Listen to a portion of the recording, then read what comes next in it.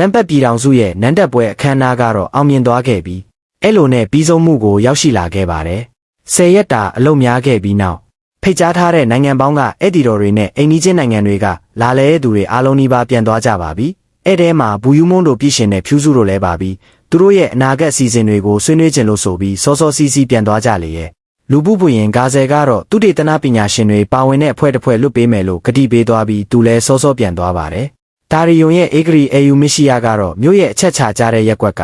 ဟော်တယ်နားကစားတောက်တဲ့ခိုခန်းချို့ကိုဝယ်သွားပါတယ်။အဲ့တဲကအခန်းတစ်ခန်းမှာမော်တကားပေါက်တစ်ခုကိုလည်းစီရင်ထားပြီးကြိုက်တဲ့အချိန်လာလဲလို့ရအောင်ပြင်ဆင်ထားပါသေးတယ်။တထေးမကြီးပြီးသားပါပေတယ်။ပိုက်ဆံကိုတော့လေလိုကိုဖြုံးတာမှတ်မိပါသေးတယ်။အရန်ကြီးမြတ်ကျေနပ်ပုံပေါ်နေရဲ့အေယူမရှိယာရဲ့ပြုံးကြောင့်ဂါဇယ်မနာလိုဖြစ်နေပုံကိုပါတေချာပေါက်သူလူပူတိုင်းပြည်ကိုရောက်တာနဲ့သူတို့ဗနာရေးမက်တွေနဲ့တိုင်ပင်ပြီးကျွန်တော်တို့ဗီလာတွေကိုဝယ်ဖို့တိုင်ပင်နေမှာပါပဲ။အေယူမရှိယာကိုကျေးဇူးတင်ရမယ်ထင်ပါတယ်။ပိုအဆင်ပြေတာကသူမဝယ်ထားတဲ့နေရာမှာစီကန်းတွေကိုလိုက်နာနိုင်ရင်ကျွန်တော်တို့လူတွေကိုအလောက်ခတ်မယ်လို့ပြောလာတာပါ။ရီဂါတို့ကသူမကိုအစားအသောက်တွေပို့ပေးဖို့နဲ့သူမအခန်းကိုနေတိုင်းတန်ရှင်းရေးလုပ်ပေးမယ်ဝေယဝိဆသမားတွေကိုတေချာလေးကြီးချက်ပြီးရွေးနေပါပြီ။နောက်တစ်ခါကျမလာလဲရင်တော့ဟော်မုန်ကူယူစုထဲမှာအတိစိတ်ကိုထည့်ပြီးလာမှဖြစ်လိမ့်မယ်။ကျမခန္ဓာကိုယ်နဲ့တောင်အပြည့်အဝပျော်ခွင့်မရတာစိတ်ညစ်စရာပဲကိုဖယင်မကြီးအရန်တကူကောင်းဆန်တော်မမူပါနဲ့လားဗျာဘာလို့အဲ့လိုလုပ်ရတာလဲဆိုတော့ဒီတစ်ခေါက်အေယူမရှိရနိုင်ငံတွင်းကထွက်လာတော့သူတို့နိုင်ငံမှာကဘာပြက်လိုနီးပါအရေးခင်းဖြစ်သွားခဲ့ရပါတယ်ကျွန်တော်တို့ကတော့ဘာမှမဖြစ်ပေမဲ့အေယာယူတို့ကတော့ဗပောင်းဆောင်ကနေဖိအားပေးခံနေရပုံပါပ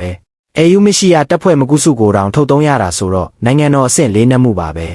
အဲ့လိုလားဒါဆိုပါလို့အဲလန်ကလည်းဟော်မုန်ကူယူစုပဲလားအဲလန်ကအေယာယူတို့ရဲ့တမီးဆိုတော့သူမကလည်းနတ်သူငယ်ပါပဲဒါပေမဲ့သူမနာရက်တွေကနတ်သူငယ်လို့မဟုတ်ပဲလူနဲ့တူနေပါတယ်အဲ့ဒါကအဲလန်ချမ်းကသူမခန္ဓာကိုယ်စစ်နဲ့လျှောက်သွားနေတာတကယ်ကဟော်မူကူရုပ်တွေကအဲ့လောက်စွမ်းထက်တာမဟုတ်ဘူးအကြာကြီးသုံးရင်အနေရဖြစ်စေတယ်လေဖယင်းမကြီ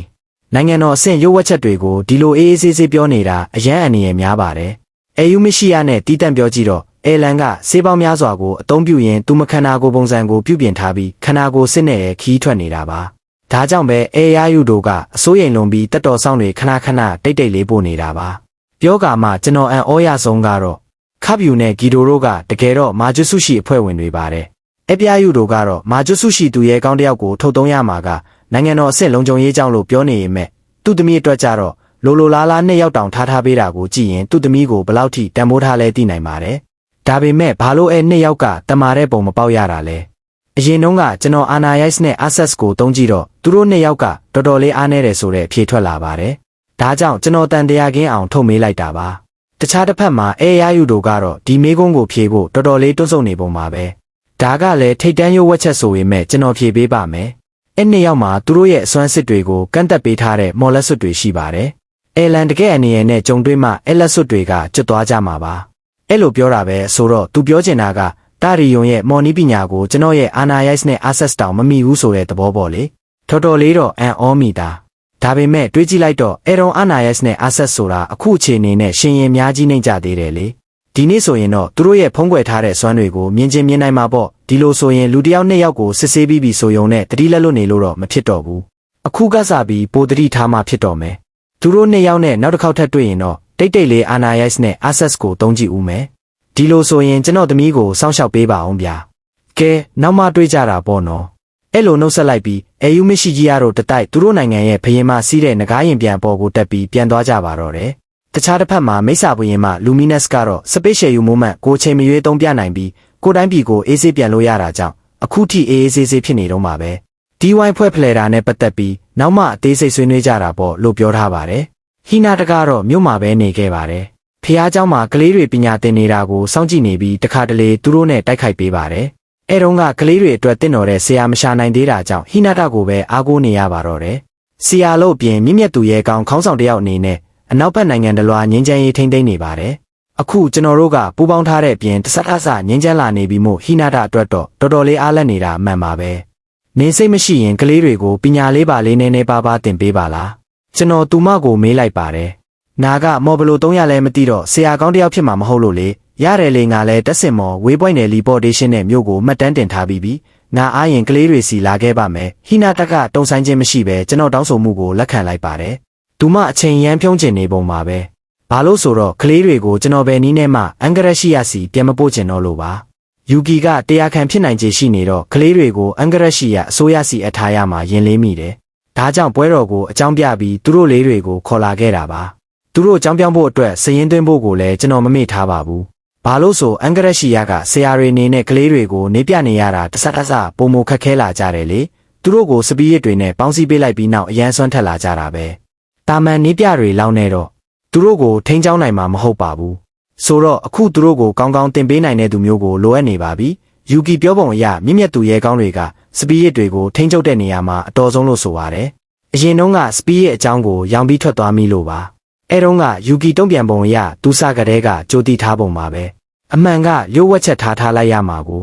တင်ပြချက်တကယ်ပဲလျှို့ဝှက်ထားတင်တာပါ။အေးပါကွာရဖတ်ရဲ့ဆရာကြီးတောင်မှအနာပေါ်စားဖြူလာပါတယ်။မဟုတ်သေးဘူးလေ။ငါမပြောမိရင်တောင်တနည်းနဲ့သူ့ဘာသာသူရှာတွေ့သွားမှာပဲကိုငါတို့အတွေးလွန်နေကြတာပါကွာဒီကိစ္စကိုမေ့ထားလိုက်ရအောင်နော်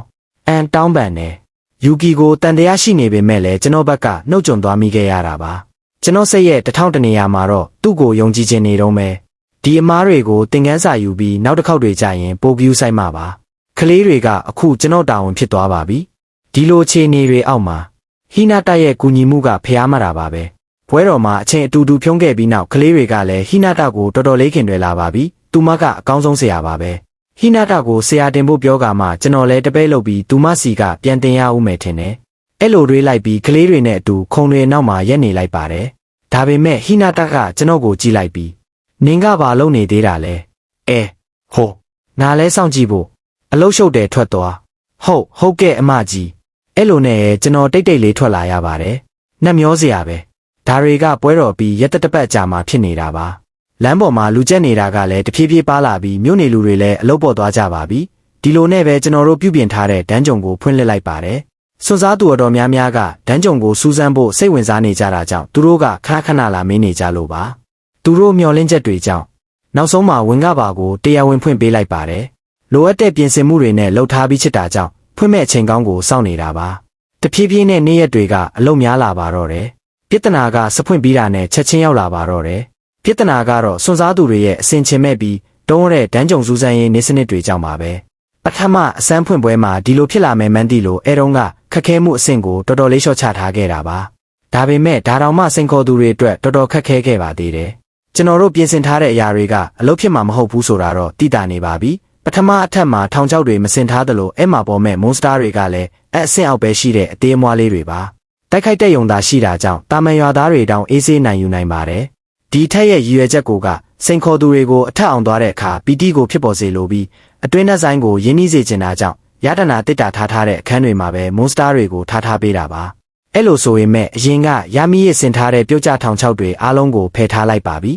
ဒီတော့အထက်ကိုအောင်မြင်စွာဖျက်ကျော်နိုင်ဖို့ဆိုရင်မြေပုံဆွဲတတ်မှရပါလိမ့်မယ်ကျွန်တော်ကြည့်ရတဲ့လောက်တော့ကိုကဘယ်လောက်ပဲနေပါစေပထမအထက်ကိုပြီးဖို့အလွန်ဆုံးကြာမှနေပိုင်းလောက်ပေါ့တို့ဆိုရင်မဲ့လွန်ခဲ့တဲ့3ရက်အတွင်းဘယ်သူမှဒုတိယအထက်ကိုမရောက်နိုင်ကြသေးပါဘူးဘားဆုံဦးဆောင်တဲ့အုပ်စုတောင်အကြီးကြီးလမ်းပြောက်သွားတာကြောင့်လက်လျှော့သွားရပါပြီဘားဆုံတို့အဖွဲ့ကဝင်ကပါရဲ့ရင်းနှီးနေပြီလို့ပြောနိုင်ပေမဲ့ပြောပလောက်တဲ့ဗျူဟာမျိုးမထုတ်နိုင်လို့ပါကျွန်တော်ငုတ်တုံ့မေ့သွားတယ်လို့ပဲပြောရမလားဒါပေမဲ့တခြားဒီအစ်စ်မွန်စတာတွေနဲ့ပတ်ပင်းတိုးတဲ့ကြမ်းဖွဲ့ချိုးထက်ဆိုင်ရင်ဘားဆုံတို့အဖွဲ့ကအဆင်ပြေသေးရဲ့လို့ပြောရမယ်ကျန်တဲ့အဖွဲ့အကုန်လုံးလို့ပြောရင်ပုံမှန်လိမ့်မယ်ထင်တယ်အားလုံးဒီပါကလောဘအမှောင်ဖုံးလွှမ်းသွားပြီးအခန်းထောက်မှာချောင်းနေရဲ့မွန်စတာတွေကိုမျက်လုံးနဲ့မမြင်နိုင်ကြတော့ပါဘူးအဲ့လိုမျိုးငတုံးတွေကဘေးဘီကိုမကြည့်ပဲရတနာတစ်တာစီတမ်းမစွာသွားကြပါတယ်သူတို့ကိုချောင်းတိုက်တဲ့သူတွေကလည်းတာမန်ရိုးချောက်များသမားတွေပါဒီရဲစရာကောင်းလောက်အောင်စိန်ခေါ်သူတွေကရတနာတစ်တာစီကိုအငဲမရပြေးဝင်သွားတော့သူတို့နောက်ကျောကဟာလာဟင်းလင်းကြံနေခဲ့ပါတယ်ပြောရရင်သူတို့ညံ့နေပေါ့ဗျာ